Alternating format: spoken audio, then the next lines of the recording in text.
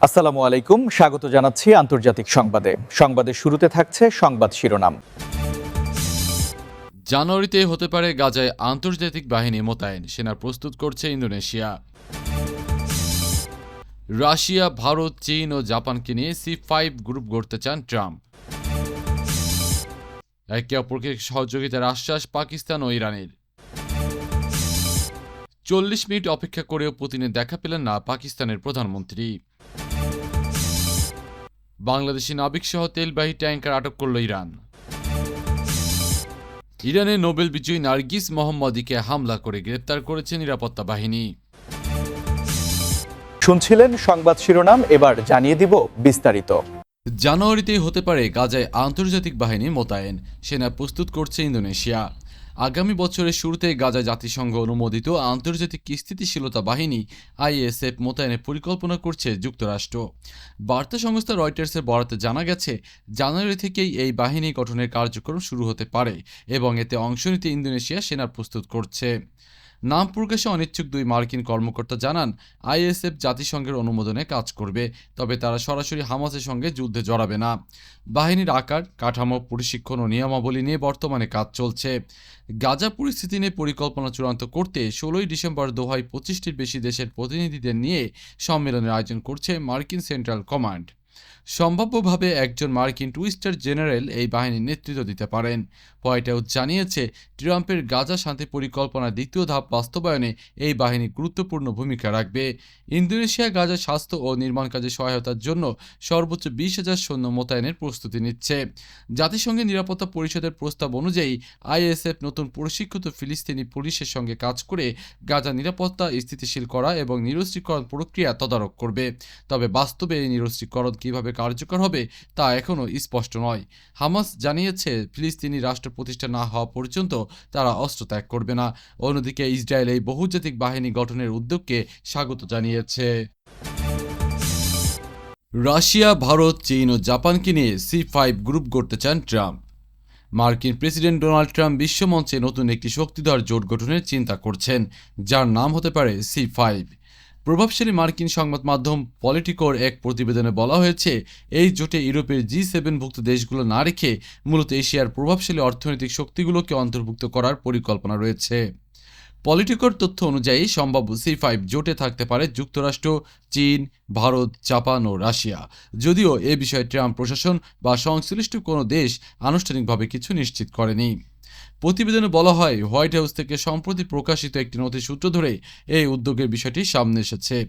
এই প্রস্তাবিত জোটে বিপুল জনসংখ্যা ও শক্তিশালী অর্থনীতির দেশগুলো নিয়মিত বৈশ্বিক ইস্যুতে আলোচনা করবে বলে ধারণা করা হচ্ছে। প্রথম দফার আলোচ্য সূচিতে থাকতে পারে পশ্চিম এশিয়ার নিরাপত্তা পরিস্থিতি, বিশেষ করে ইসরায়েল সৌদি আরব সম্পর্ক স্বাভাবিক করার উদ্যোগ। তবে হোয়াইট হাউস এই নথির অস্তিত্ব স্বীকার করেনি।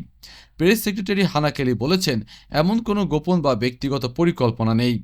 বিশ্লেষকদের মতে C5 গঠনের ভাবনাটি মূলত ট্রাম্পের ব্যক্তিগত কৌশলগত চিন্তা হলেও এটি বাস্তবে রূপ নিলে বৈশ্বিক শক্তির ভারসাম্যে বড় প্রভাব ফেলতে পারে।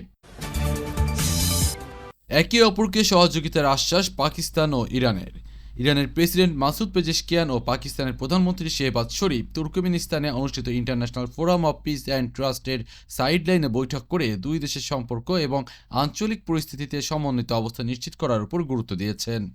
বৈঠকে তারা যৌথ সহযোগিতা দ্রুততর করা এবং পূর্ববর্তী চুক্তিগুলোর বাস্তব অগ্রগতি নিশ্চিত করা প্রয়োজনীয় বলে মনে করেন।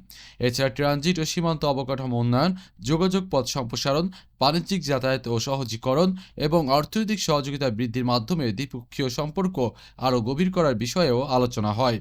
দুই নেতা আশা প্রকাশ করেন, এই চুক্তিগুলো সুশৃঙ্খলভাবে বাস্তবায়িত হলে ইরান পাকিস্তান সম্পর্কের অগ্রগতির ধারা আরও সমৃদ্ধ হবে এবং আঞ্চলিক ইস্যুতে যৌথ উদ্যোগের মাধ্যমে আরও ঘনিষ্ঠ সমন্বয় সম্ভব হবে। 40 মিনিট অপেক্ষা করেও পুতিনের দেখা পেলেন না পাকিস্তানের প্রধানমন্ত্রী। তুর্কমেনিস্তানে আয়োজিত আন্তর্জাতিক ফোরামে পাকিস্তানের প্রধানমন্ত্রী শেহবাজ শরীফ এবং রাশিয়ার প্রেসিডেন্ট ভ্লাদিমির পুতিনের মধ্যে বৈঠক নির্ধারিত থাকলেও তা ঠিক সময় মতো শুরু হয়নি। প্রায় 40 মিনিট ধরে পুতিনের অপেক্ষায় থাকা শেহবাজ বিরক্ত হয়ে বৈঠক কক্ষ ত্যাগ করেন।